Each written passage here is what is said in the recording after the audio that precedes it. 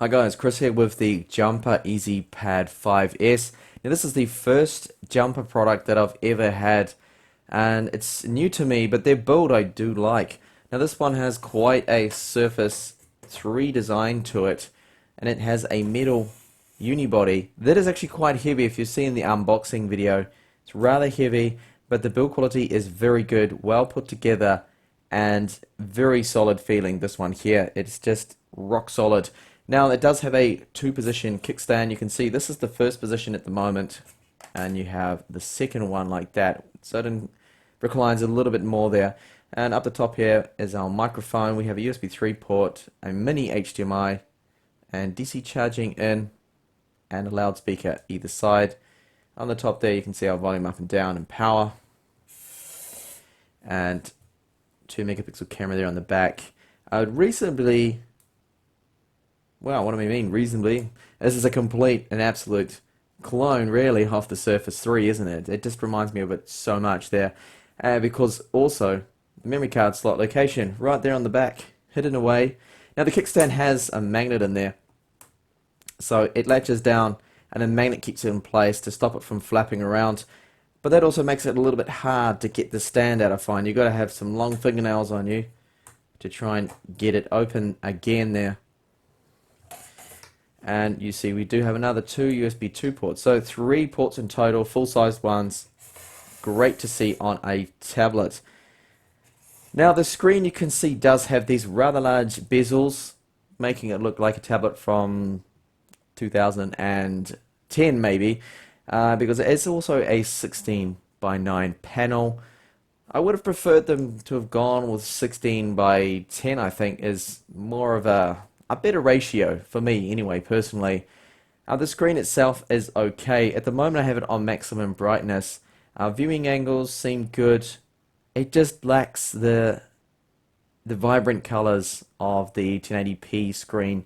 For example, in the Teclast T-Book 11, which I have right here with me, this screen just tends to outshine it, definitely. I find that to be a better panel. This is a 10.6 inch panel, and the EZPad 5S has a 11.6 inch panel, so a bit of a size difference there.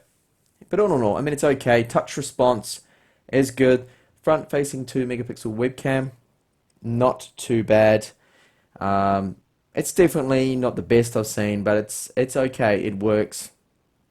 Now the keyboard is a older kind of style that we saw approximately a year ago. This kind of style that came with the likes of the Chewy VI10, similar kind of keyboard.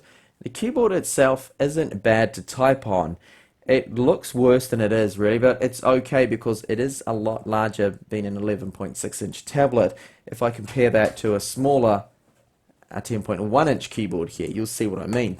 Here's a 10.1 inch keyboard, similar kind of type cover arrangement, keyboard case, and you'll see we have quite a bit of difference there when it comes to size. An extra inch or so definitely makes the difference with the keyboard. Now it clips in relatively easy without too many problems, and you see there it just latches in like that, flips up. Now I do have some complaints with this keyboard. It does have a hall sensor in it, by the way, too, so when that flips up, that will turn the tablet, it'll go into sleep. But what I have noticed, that it actually touches the screen, so it comes with a pre-applied screen protector, and it's getting scratched up already because that will touch on there. The keyboard cover will move around like this in your bag, inside another case, maybe you put it in, or a pouch or something, and eventually get all these scratched up marks along the middle here, which is quite annoying. This happened on my Chewy VI10, and it annoyed me a little bit because I did end up going through probably about 4 or 5 screen protectors because of it.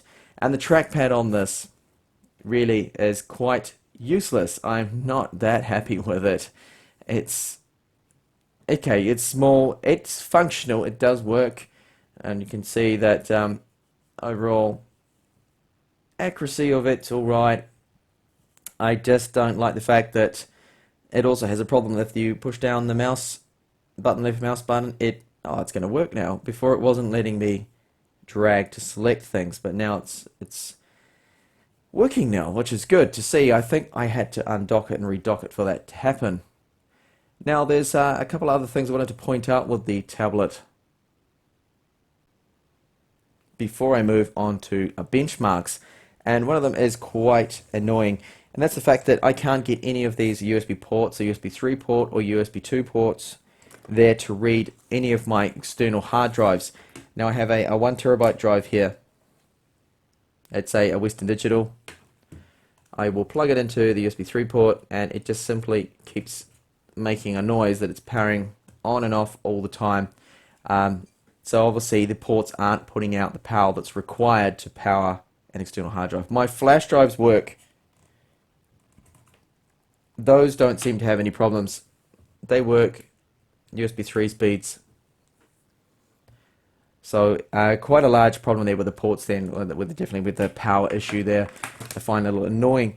Now benchmarks. I have run a few benchmarks here, and I will quickly go through those.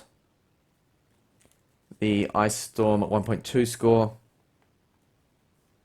Geekbench score. This is slightly lower than expected. Normally we get around 710 to 720, and over 2000 with the multi-core score. So it's slightly underperforming there.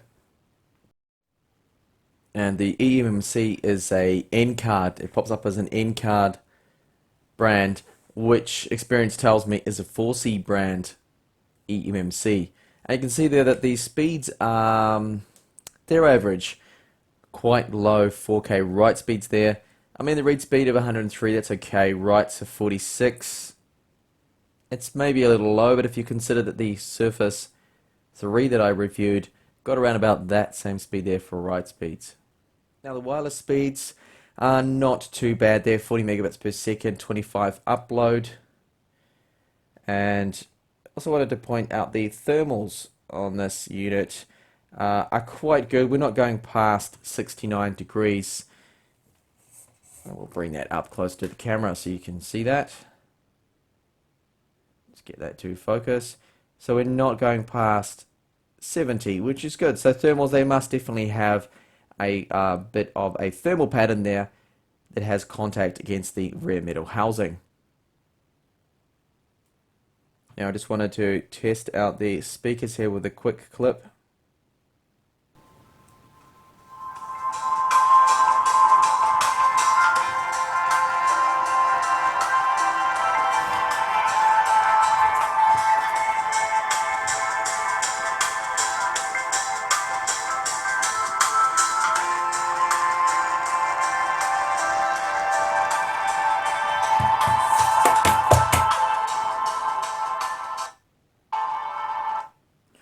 They're not too bad. They're certainly a little bit louder than most of the ones I've heard. Tiny bit of distortion. You probably picked up on that was coming through. Probably because they can't really handle some of those bass notes that are within the tune there. Now the other thing too is battery life seems to be quite good. More or less what I would expect from the 8500 milliamp hour battery. We're getting around 6 to 7 hours out of it. I've currently had the tablet on now for almost 3 hours and I'm at 63%. So at the moment looking like I'm going to get about 6 hours there. It's predicting 6 hours and 7 minutes.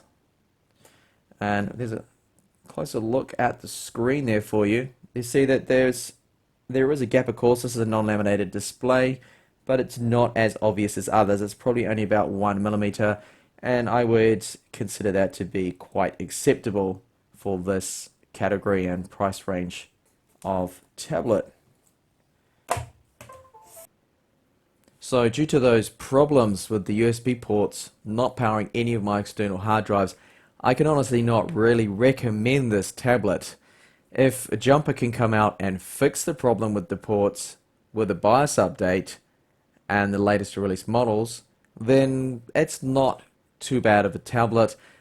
I do like the kickstand. I do like the build quality. It's a very solid tablet, very well put together for the price. And the keyboard is okay to type on. You do get used to it. It doesn't feel as bad as it looks to type on. Apart from that trackpad, the trackpad's quite annoying to use, and I just gave up and plugged in a mouse and went with that.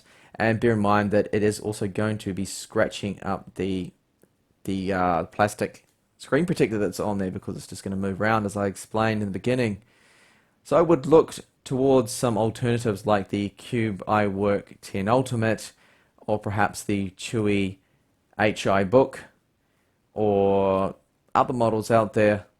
There's definitely a few up and coming that probably would be better than this one here, but if you must have a 16:9 display and those problems are fixed, then yeah, not too bad. Thank you for watching this video, and hopefully see you back in the channel soon with more up and coming videos on tablets from China. Bye for now.